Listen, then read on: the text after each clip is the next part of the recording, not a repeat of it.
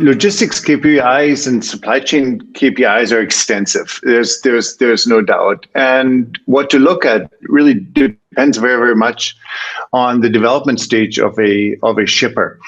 If you start out and you have virtually no visibility on performance and you have no KPIs in place, I would suggest to start with KPIs that impact your customers.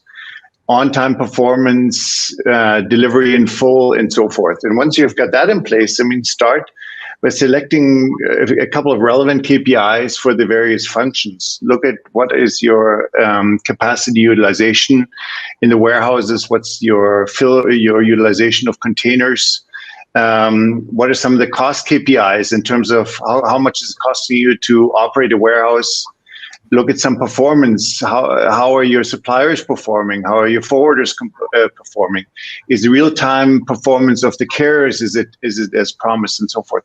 But start slowly and then get into it deeper as you gain more experience and more capability.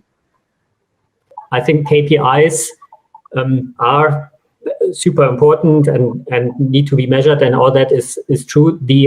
The only downside of a single KPI is that it, per definition, very often measures the performance of a certain function, let's say. Not every KPI, but many.